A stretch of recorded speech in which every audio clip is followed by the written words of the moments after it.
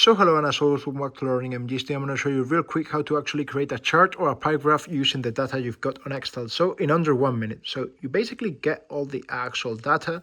You go to actually insert right here, and then you go to your actual graph. So you click here and you've got your actual data. Now, if you want it in English instead of Spanish, basically you put a total if you want instead of punctuation. You click total and basically you've got it here.